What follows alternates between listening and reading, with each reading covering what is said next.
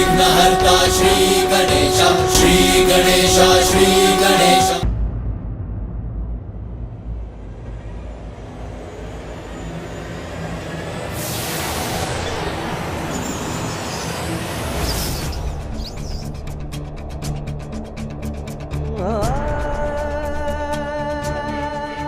प्रतीत होता है हम दक्षिण की ओर पहुंच चुके हैं।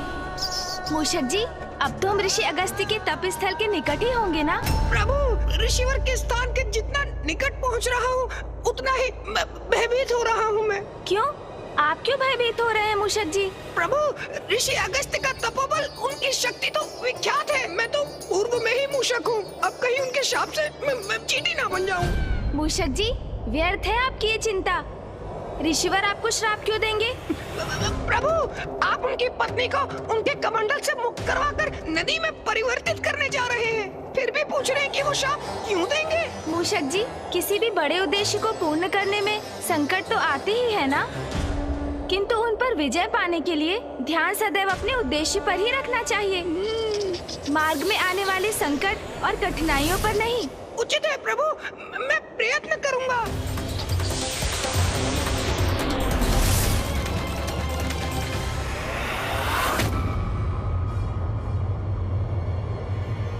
वो देखिए मूषक जी, वो रहे ऋषि अगस्त्य। प्रभु के कहने पर भी मैं भयमुक्त होकर ऋषिवर के निकट जाने का साहस ही नहीं जुटा पा रहा हूँ। मूषक जी, क्या हुआ? आपने अपनी गति धीमी क्यों कर ली? चलिए अब शीघ्र नीचे उतरिए। प्रभु, मेरा सुझाव मानिए तो आपको जो भी उपाय करना है यही ऊपर से कर लीजिए प्रभु। शीघ्रता से हमारा कार्य संपन्न भी हो जाएगा, फिर नीचे जाने की आवश्यकता ही क्या है? मूषक जी, ये क्या कह रहे हैं आप?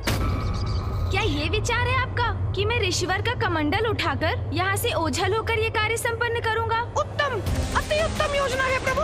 आप ना ऋषिवर का कमंडल उठा लीजिए, अपने हाथ में लेते ही उसे पलट दीजिएगा। हो गया कार्य पूर्ण, और इस प्रकार अति शीघ्र हमारे उद्देश्य की पूर्ति होगी, और जब तक ऋषि अगस्त्य के नेत्र खुलेंगे हम यहाँ से जा चुके होंगे प्रभु। मूषक जी, हम यहाँ चौर्य कर्म करने नहीं आए हैं।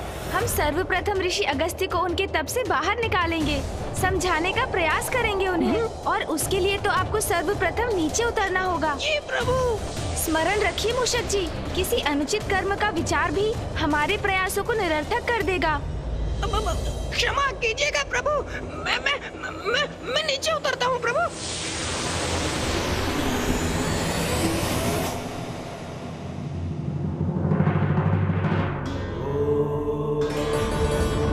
इतने दिव्य महान व्यक्तित्व वाले ऋषिवर अगस्त्य के दर्शन पाकर मैं धन्य हुआ आज।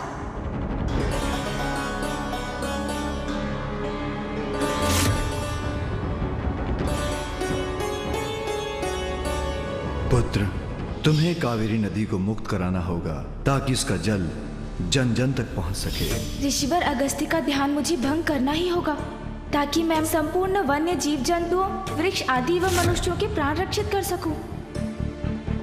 प्रभु, जो भी करना है शीघ्र करिए ना, जिससे हम भी शीघ्र यहाँ से प्रस्थान कर सके।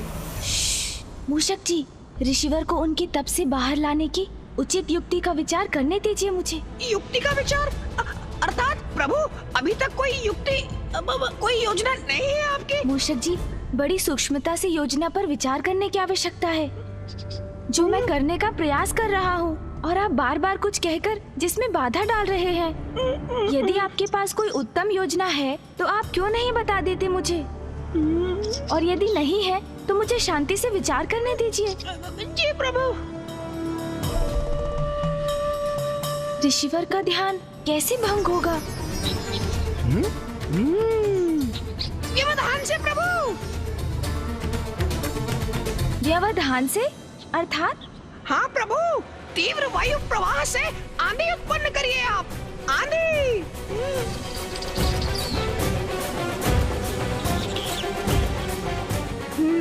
उचित है मूषक जी। जी प्रभु।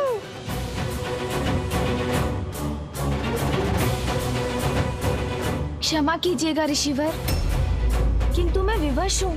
मुझे इस क्षेत्र के उद्धार के लिए ये आंधी उत्पन्न करनी पड़ रही है।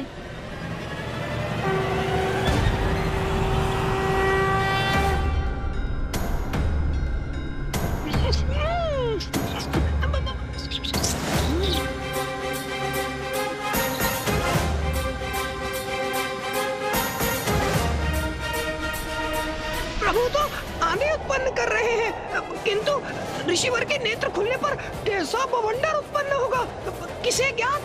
छिपने में ही भलाई है।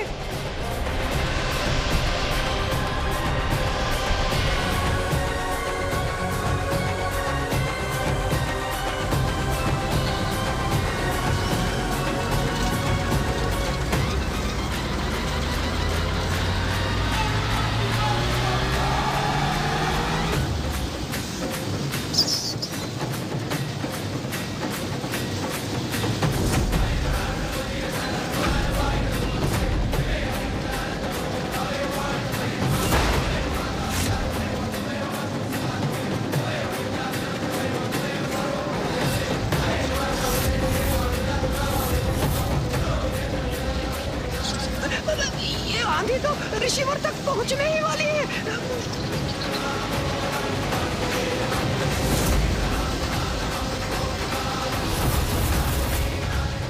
कहीं इस वायु प्रवाह की आंधी के स्पर्श से ऋषिवर के क्रोध का ज्वालामुखी न फट जाए।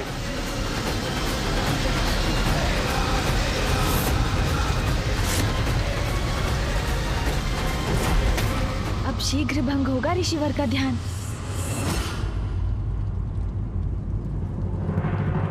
विश्वास है मुझे, गणेश सर्व समर्थ है, किंतु फिर भी मैं सशंकित हूँ। कहीं उसके साथ कुछ अप्रिय न घट जाए।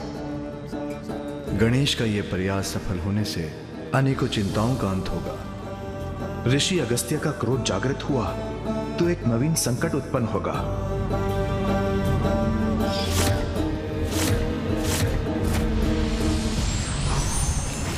कैसी विकट परिस्थिति है ये। किसकी अधिक चिंता करूं मैं, इस बवंडर के टकराव से ऋषि अगस्त्य के ध्यान भंग होने की, अथवा बवंडर द्वारा इस कमंडल के गिरकर उल्टा हो जाने की। दोनों ही अवस्थाओं में गुरुदेव, ऋषि अगस्त्य कहीं क्रोध में आकर गणेश को कोई श्राप न दे बैठे। तपोबल के धनी ऋषि अगस्त्य ने यदि श्राप दिया तो वह अकाट्य होगा।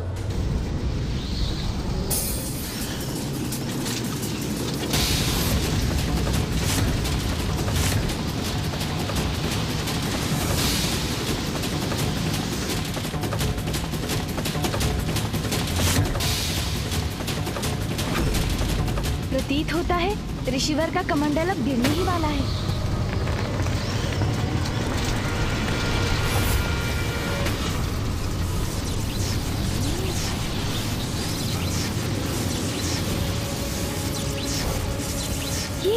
ये क्या हुआ? ऋषिवर के चारों ओर स्वर्णिम सुरक्षा का घेरा कैसे उत्पन्न हो गया? ज्ञात करता हूँ।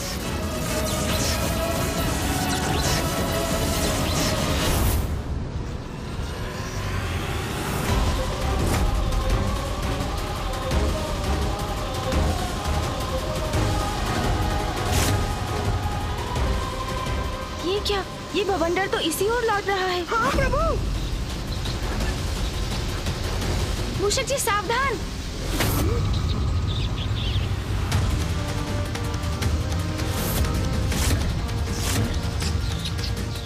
इससे रक्षित होना होगा।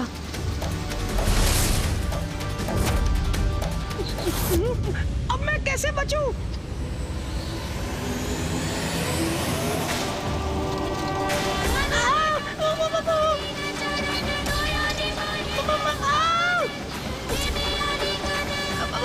प्रभु, कुछ कीजिए प्रभु, रोकिए इस बवंडर को।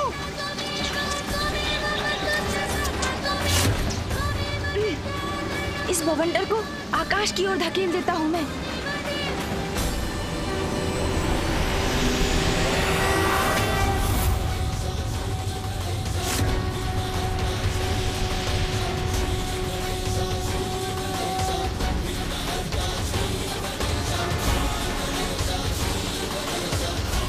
हम रक्षित हो गए प्रभु।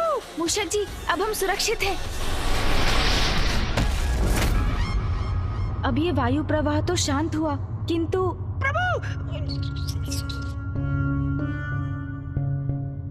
प्रभु, इस बवंडर ने तो उलटकर मेरी ही दुर्दशा कर दी। हाँ मूषक जी, हमारा ये उपाय तो व्यर्थ हुआ। अब कुछ और सोचना होगा। और सोचना होगा? प्रभु, मैं तो तनिक विश्राम कर लेता हूँ। इन टहनियों के प्रहार भी विद्युत के प्रहार समान प्रतीत हो रहे थे मुझे। विद्युत, सुना ना आपने प्रभु, विद्युत। हाँ हाँ, आपने अभी कहा था कि जैसे आपको लगा विद्युत प्रहार हो रहे हैं आप पर। नहीं नहीं प्रभु, मैं ये कह रहा हूँ विद्युत का प्रभाव अवश्य होगा रिसीवर पर, उससे इनका ध्यान अवश्य भंग होगा। हाँ, कदाचित ये उचित रहेगा मूषक जी।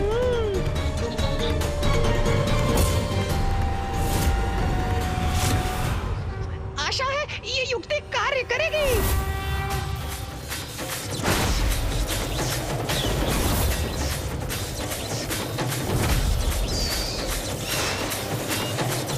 मैंने वायु का सुझाव दिया था तो विद्युत के समान प्रतीत हुआ था।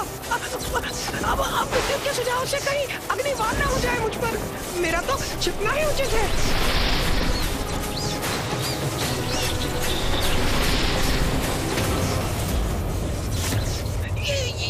ये विकराल मेघ उत्पन्न हो रहे हैं। अब आकाश तो काले विकराल मेघों से घिर गया है। ऋषिवर तो अभी भी ध्यान मग्न ही है, किंतु उनका ध्यान भंग होते ही मैं भी संकट में पड़ सकता हूँ। मेरा इस वृक्ष की आड़ से स्वयं को सुरक्षित करना ही उचित है।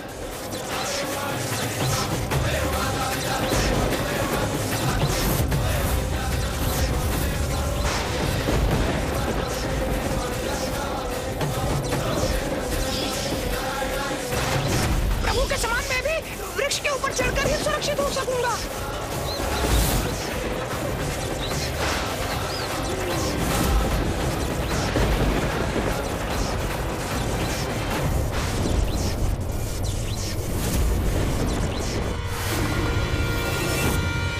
ये गणेश ने ये क्या कर दिया? विद्युत के प्रहार से ऋषि अगस्त्य अवश्य क्रोधित हो जाएंगे। पुत्र गणेश, तुम्हारी चिंता मुझे व्याकुल कर रही है।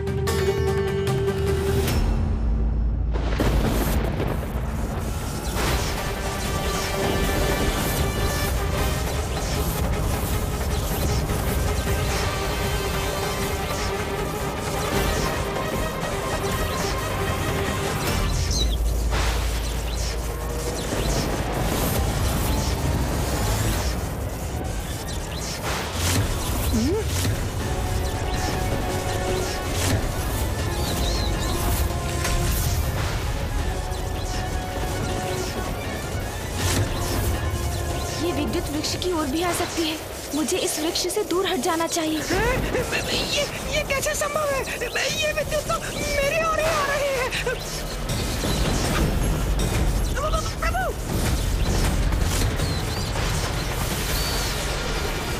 प्रभु,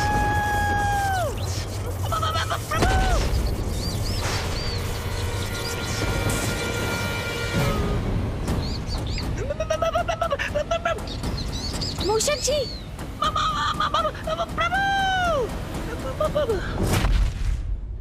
आप कुशल तो है ना मूषक जी? वृक्ष के ऊपर क्यों चढ़ गए थे आप? वृक्ष विद्युत को अपनी ओर आकर्षित करता है, ये तो आपको भी ज्ञात होगा ना मूषक जी? हाँ प्रभु।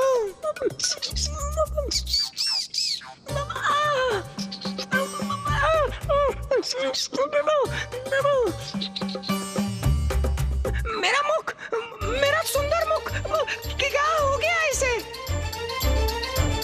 देखिए प्रभु, मेरी सुंदर मुख पर कैसी कालिमा छा गई है। मेरी सुंदरता विलीन हो गई। नहीं मूषक जी, आप तो पूर्व के समान ही दिखाई दे रहे हैं। आपको तो कुछ भी नहीं हुआ।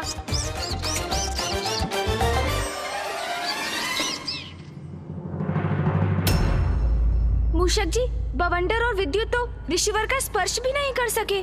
इनसे भिन्न कुछ और उपाय करना होगा मुझे। प्रभु गणेश की सारी योजनाएं असफल हो रही हैं। मुझे शंका है, कहीं उसकी योजना का कोई भीषण परिणाम ना हो। कहीं ऋषि अगस्त्य अत्यधिक क्रोधित ना हो जाए। गणेश की युक्तियां। अभी तक गणेश ने अपनी बुद्धि से उपजी युक्ति का कहां प्रयोग किया है, और वही उसकी भूल है। बुद्धि का देवता है वो, उसे अपनी बुद्धि से युक्ति लगानी होगी, तभी सफल होगा वो। प्रभु, अब तो कदाचित भूकंप भी ऋषिवर को उनके तप से बाहर ला सकता है। हाँ प्रभु, मैंने विचार कर लिया है। नहीं मूषक जी, मुझे क्षमा कीजिए। मुझे ज्ञात है आप मेरी सहायता करने का प्रयास कर रहे हैं, किंतु अब नहीं। मैं आपके सुझाव लेता रहा, वो मेरी भूल थी, किंतु इस बार तो मैं अपनी बुद्धि की युक्ति पर ही चलूंगा।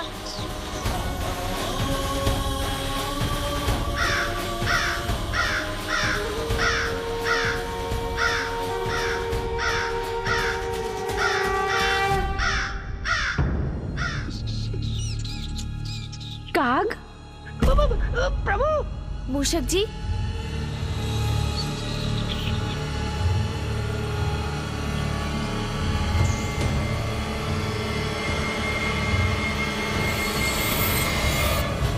युक्ति तो मिल गई मूषक जी।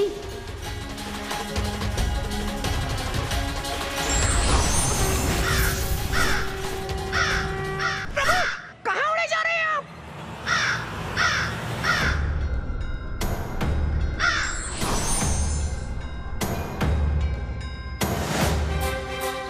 प्रभु, मुझे यहाँ अकेले छोड़ गए। यदि ऋषिवर का ध्यान भंग हुआ तो, और मैं उनकी दृष्टि में पड़ गया तो अवश्य शाप दे डालेंगे मुझे।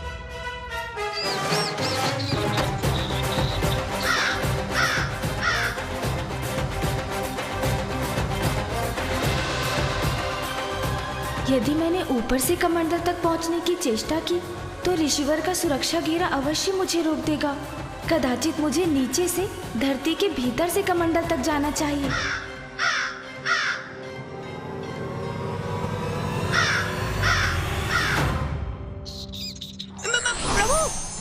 प्रभु, आप लौट आए? हाँ मूषक जी, लौट आया मैं, क्योंकि मुझे आपको एक कार्य सौंपना है। आपको यहाँ से ऋषि अगस्त्य तक धरती में सुरंग बनानी है।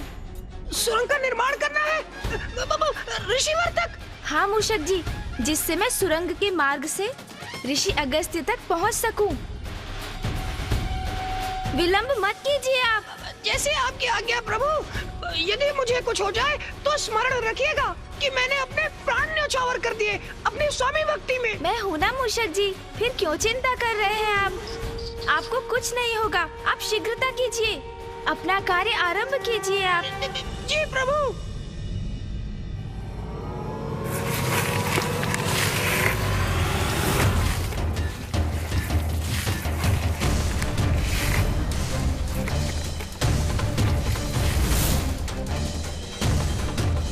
मूषक जी, सुरंग का कार्य पूर्ण हो गया? प्रभु, सुरंग तो तैयार है, किंतु प्रभु ने तो मेरी बात ही नहीं सुनी। मैंने सुरंग तो बना दी, लेकिन ऋषि अगस्त के भय से सुरंग के दूसरी ओर बाहर निकलने का छिद्र ही नहीं बना पाया।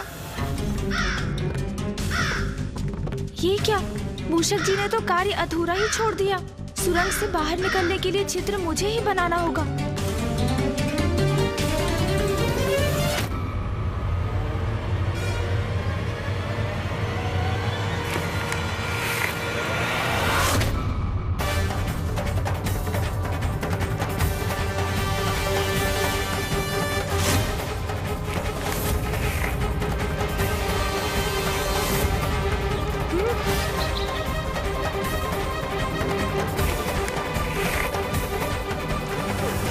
ये क्या?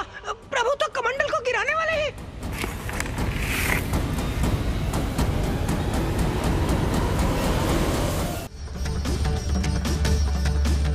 ऋषिवर के कमंडल के गिरने से कहीं अस्त का अनर्थ न हो जाए।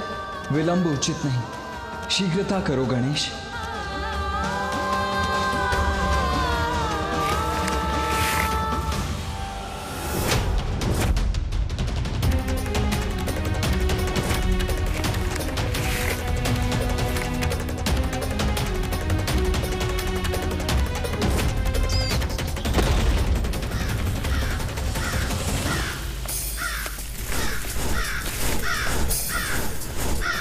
कमंडल तो पुनः स्थित हो गया।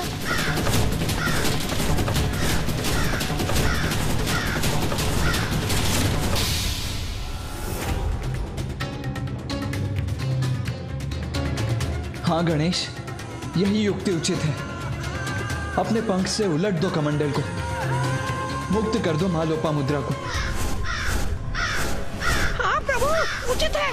आपके पंख फड़फड़ाने से कमंडल गिर जाएगा।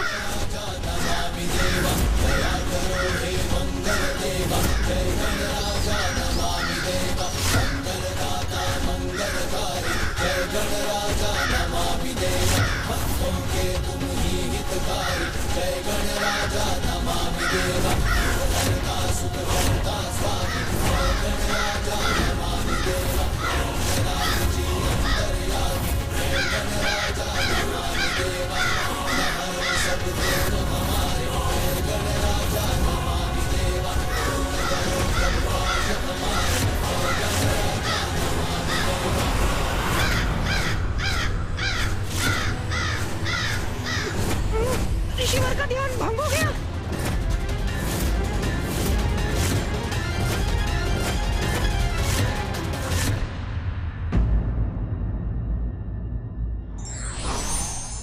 कार्य में जब तक सफलता ना मिले तब तक प्रयास करते रहना चाहिए।